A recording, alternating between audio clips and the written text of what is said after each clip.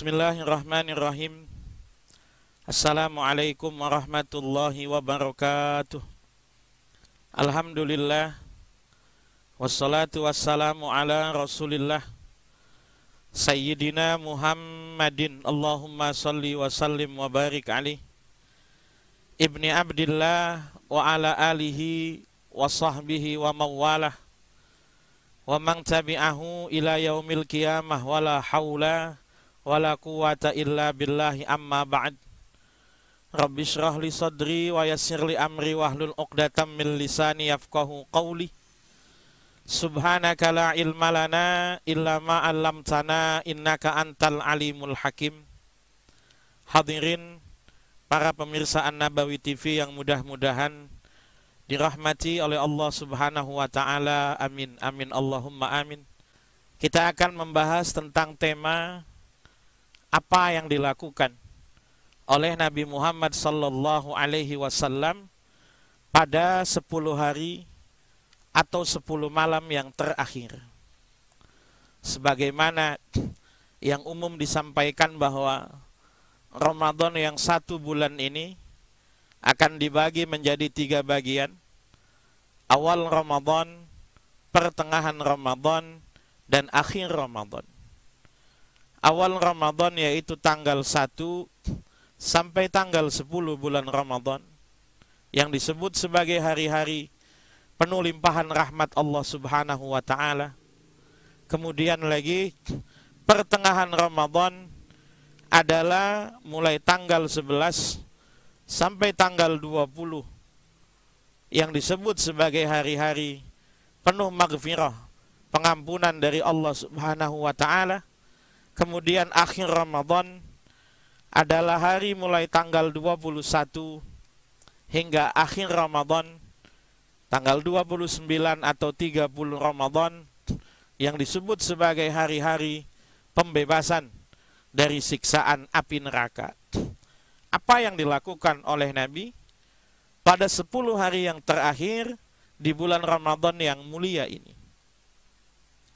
Yang paling pertama, bahwa Rasul menganjurkan, bahwa Rasul memotivasi sahabat-sahabatnya untuk beribadah di malam hari bulan Ramadan, terutama mencari malam Lailatul Qadar.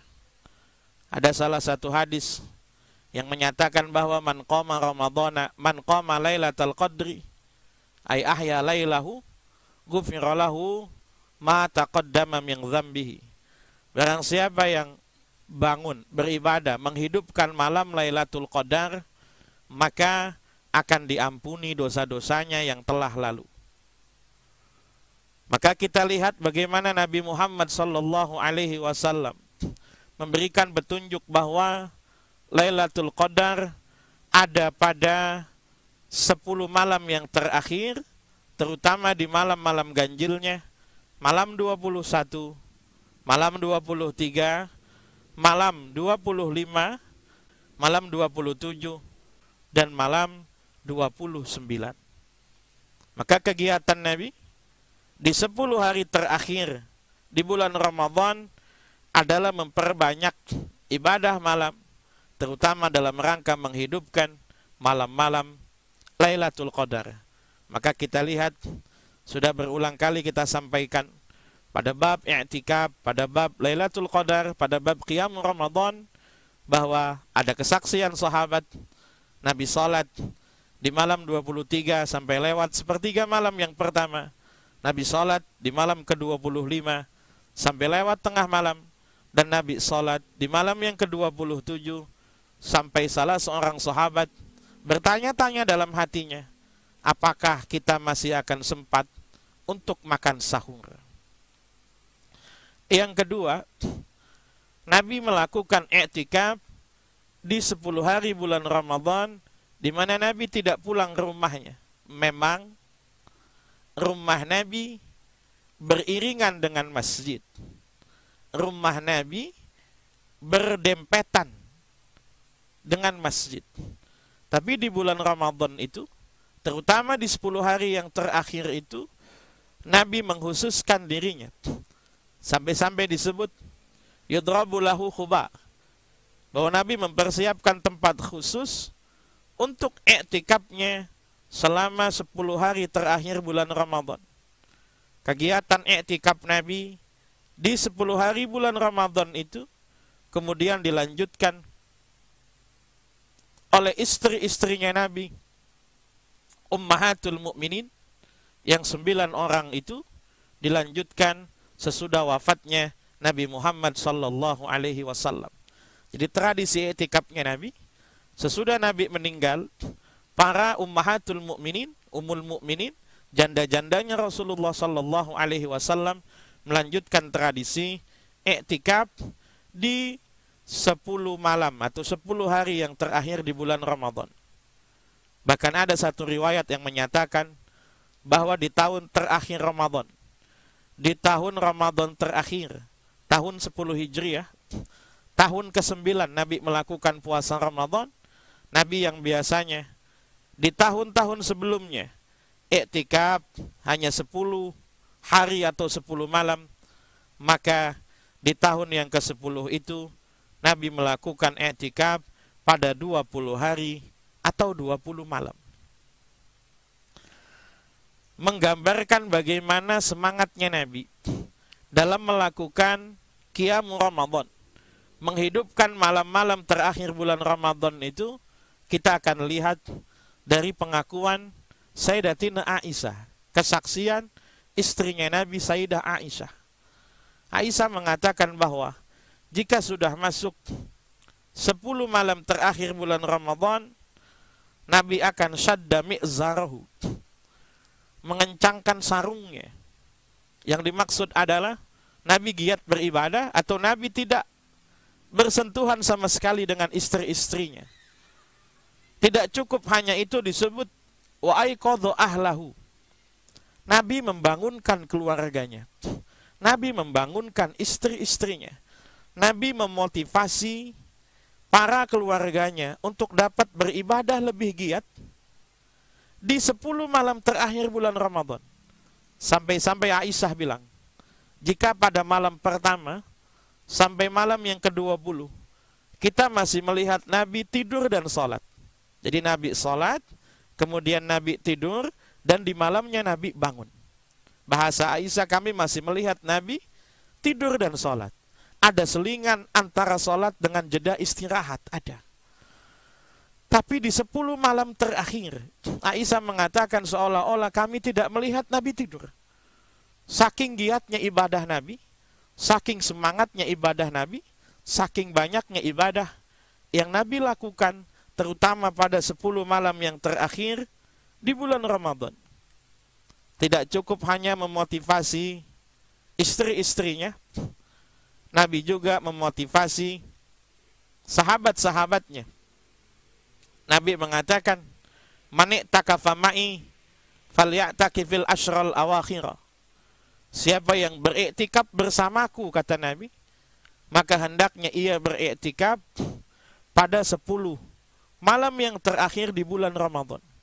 Jadi Nabi tidak cukup hanya menyemangati keluarganya, tapi Nabi juga menyemangati sahabat-sahabatnya. Bahkan ada satu riwayat di mana Nabi Muhammad sallallahu alaihi wasallam di setiap malamnya itu membangunkan anak dan menantunya, yaitu Sayyidina Ali bin Abi Thalib dan Sayyidatina Fatimah Az-Zahra radhiyallahu anhuma. Kebetulan Rasul memang mendesain rumahnya dan rumah Ali bin Abi Thalib serta beberapa rumah sahabat yang lain berdekatan dengan masjid. Rumah Nabi itu nempel dengan masjid. Sampai-sampai Aisyah itu pernah bilang bahwa Nabi i'tikaf di masjid, tapi separuh badannya ada di kamarku, kata Aisyah. Rumah Ali bin Abi Thalib juga nempel dengan masjid. Rumah Fatimah, bahkan antara rumah Fatimah dengan rumah Nabi disebutkan bahwa ada madkhal, ada pintu masuk yang bukan berada di depan pintu utama, bukan. Dalam rumah itu ada madkhalnya, ada madkhalnya. Dikatakan bahwa di setiap malam, pada 10 malam terakhir di bulan Ramadan, Rasul akan membangunkan Ali dan Fatimah. Rasul akan mengatakan, ala taqumani fatusallian. Apakah kalian tidak mau bangun pada 10 malam yang terakhir di bulan Ramadan ini, lalu kemudian kalian berdua mengerjakan sholat? Kita bisa lihat bagaimana Nabi memotivasi anak menantunya. Nabi memotivasi istri-istrinya. Nabi memotivasi sahabat-sahabatnya untuk dapat melakukan iktikaf, terutama pada 10 malam yang terakhir di bulan Ramadan. Dan yang paling utama juga adalah mengingatkan umatnya tentang fadilah, tentang keutamaan-keutamaan yang ada pada malam Lailatul Qadar, pada malam kemuliaan itu, pada malam yang lebih baik daripada 1000 bulan. Aisyah pernah bertanya, Sayyidatina Aisyah pernah bertanya kepada Nabi Muhammad sallallahu alaihi wasallam.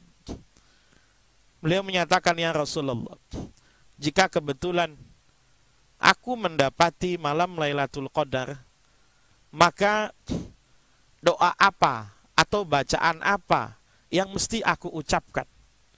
Kemudian Nabi mengajari doa yang cukup populer, dibaca terutama di malam-malam bulan Ramadan. Rasul katakan, berdoalah kepada Allah, minta pengampunannya. Allahumma innaka afun tuhibbul afwa fa'fu anni. Atau ada yang menambahkan, ya Karim, Allahumma innaka afuun karim tuhibbul afwa fa'fu anni ya Karim. Allahumma, ya Allah, innaka afuun, sesungguhnya engkau ya Allah adalah Tuhan yang maha pemaaf. Tuhibbul afwa, engkau suka pada maaf, engkau suka memaafkan. Fa'fu anni, maka maafkanlah aku. Innaka afuun karim, innaka sesungguhnya engkau ya Allah afuun, Tuhan yang maha pemaaf, karimun, Tuhan yang maha dermawan. Jadi bisa kita simpulkan bahwa Rasulullah sallallahu alaihi wasallam tidak pernah menyia-nyiakan kesempatan malam-malam terakhir, utamanya 10 malam yang terakhir yang ada di bulan Ramadan, sejak malam 21 hingga akhir Ramadan.